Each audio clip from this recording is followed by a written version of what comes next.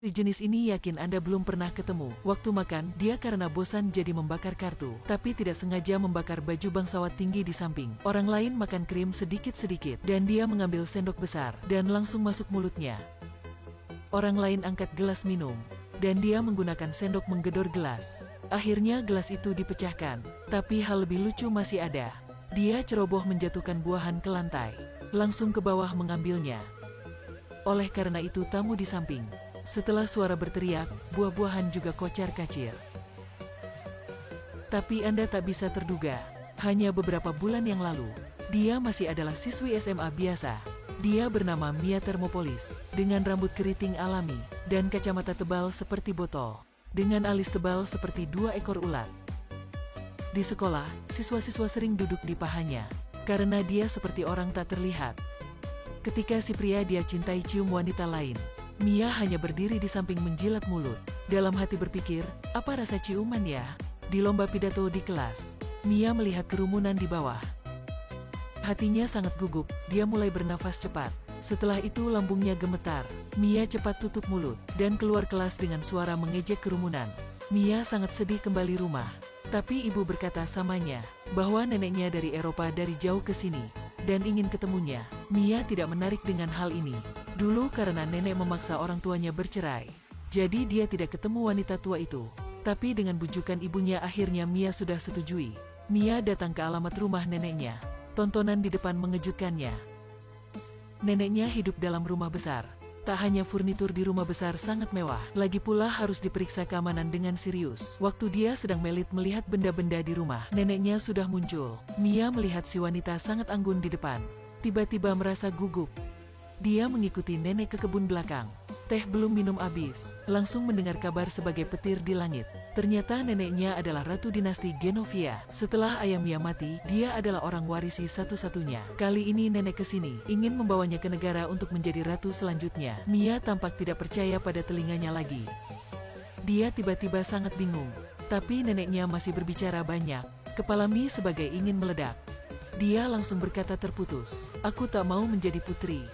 Dan dia membawa tas, dan keluar rumah besar neneknya sebagai tornado. Setelah sampai di rumah, dia marah mengalahkan ibunya. Kenapa tidak berkata samanya ayahnya dari kerajaan? Ibunya tak ada cara lain hanya bisa menjelaskan, bahwa ini hanya ingin dia ada masa kecil yang senang. Tapi Mia masih tidak bisa terima. Dia sangat benci identitas putri itu. Dia hanya menjadi orang biasa. Tapi hari berikutnya nenek ke rumahnya. Dia berkata jika Mia tidak ingin mewarisi, negara mereka akan menjatuhkan kebangsawan tinggi. Tapi dengan sikap keras kepala Mia, dia tak ingin menjadi orang mewarisi apapun. Waktu keduanya sedang bertengkar, ibu Mia sudah berpikir satu cara. Dia menyarankan Mia belajar sopan santun di kerajaan dulu, untuk menghadapi festival mendatang.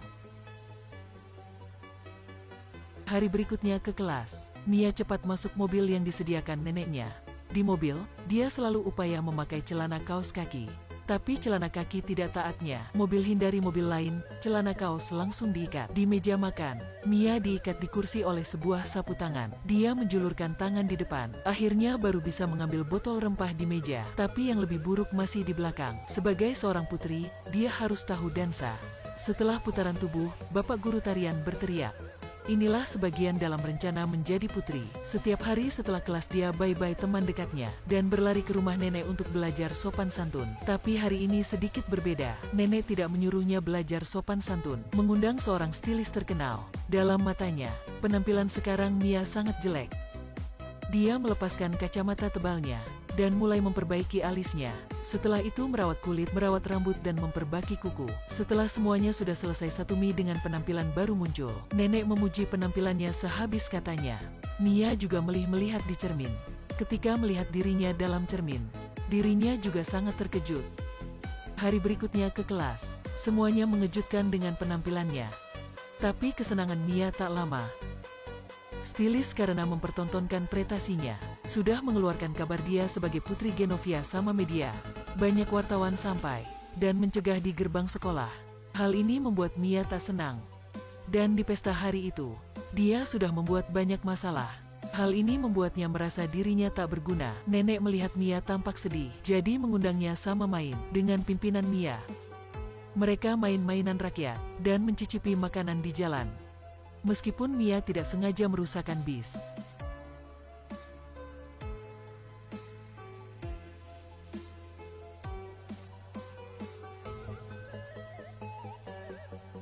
Tapi nenek sudah dengan pandai mengatasinya. Sikap tenang nenek sudah membuat Mia percaya dirinya. Dia merindukan menjadi seorang wanita anggun sebagai nenek. Jadi ketika kembali sekolah, dia tak takut orang lain membahas samanya. Tapi suasana di sekolah sudah diubah. Sebagian karena identitas putrinya. Siapa juga mengakui sebagai teman dekat putri. Kemana-mana ada orang bersalamannya. Sampai si pria Josh dia cintai, juga dengan aktif mengundang berkencan samanya. Bahagia heran membuat Mia sangat senang. Dia berdiri di depan cermin, sangat gugup mempersiapkan untuk pertemuan. Tapi Josh adalah pria bajingan. Untuk berdasarkan putri, dia mengundang banyak wartawan dan memaksa cium Mia di depan wartawan. Mia baik marah maupun seram. Dia hanya ingin keluar tempat muak ini. Mia masuk sebuah tenda, ingin menyamar untuk masuk kerumunan. Tapi para wanita cemburu. Sudah dengan diam memanggil wartawan sampai, dan setelah itu mencari di tenda. Mia hanya membungkus kain, dan begitu muncul di depan kerumunan. Foto-foto sensitif Mia banyak di koran, dan disebarkan di sekolah. Jelasnya dia baru yang dibully, tapi semuanya mengejeknya. Nenek sangat marah dan berkata parah samanya. Meskipun Mia kemana juga ada orang mengejeknya. Mia memeluk ibu dan menangis sebagai anak-anak. Tapi suatu hari nenek ke rumahnya, dan memaafkan karena sikap dingin hari itu. Dan berkata bahwa dia bisa menolak mewarisi. Hanya perlu dia mengumumkan di festival. Nenek juga memberinya peninggalan ayahnya. Inilah hadiah ulang tahun ke-16 untuknya. Itulah buku hariannya. Mia perlahan-lahan membukanya. Sebuah surat terjatuh. Dalam surat, ayahnya berkata, berani bukan tidak takut lagi. Tapi dalam waktu takut, menemukan hal yang lebih penting. Berani meskipun bukan akan mengatasi semuanya, tapi takut selamanya tak bisa membuat apa. Ayah Mia inginnya, akan berani menghadapi kehidupannya. Setelah membaca surat, Mia memahami kesusahan batin ayahnya. Tapi waktu ini festival juga dimulai. Mia dengan cepat memakai jaket dan ke bawah. Baru keluar kehujanan deras. Dia tarik topi jaket dan cepat naik mobil. Tekan pedas selamanya baru bisa menyalakan. Dia dengan susah mengemudi ke festival. Tapi di tengah jalan mobil rusak. Waktu Mia sedang berbaring di kursi, mobil nenek tiba-tiba muncul. Setelah itu menyongkongnya ke festival. Di bawah pandangan timbangan semuanya, Mia naik ke panggung mengumumkan. Waktu itu rambutnya masih basah, dengan baju olahraga dan jin basah. Tapi dia sudah berani belum pernah ada. Mia dengan lurus mengakui sama orang-orang bahwa sebelum hari ini, dia adalah seorang lemah dan rendah diri. Tapi dengan dorongan ibu dan kata-kata yang ayahnya meninggalkan, sudah membuatnya ada pemberanian menghadapi kesusahan. Jadi dia memutuskan menerima posisi putrinya. Mia baru selesai. Semuanya tepuk tangan. Semuanya tersentuh oleh kasih sayang sejati Mia. Neneknya tersentuh sampai meleleh. Dia sendiri memakai mahkota untuk Mia. Setelah itu Mia menggantikan gaun putri. Dan dansa sama pria selalu di sampingnya Michael. Michael sangat gugup tanya Mia, kenapa dia memilihnya. Tapi Mia berkata samanya, bahwa orang lain hanya melihat penampilan mewah sekarangnya. Tapi Michael berbeda. Ketika sebagai orang tak terlihat, Michael sudah memedulikannya. Setelah itu keduanya saling cium. Malam itu, acara memberi mahkota putri juga berakhir. Penampilan cantik meskipun menarik. Tapi yang lebih berharga, itulah hati yang tulus berani. Meskipun bukan semuanya kita menjadi putri, tapi siapapun juga bisa berani menghadapi kehidupannya. Sebagai ayahnya Mia berkata, berani meskipun bukan bisa mengatasi semuanya, tapi takut akan selamanya tidak melakukan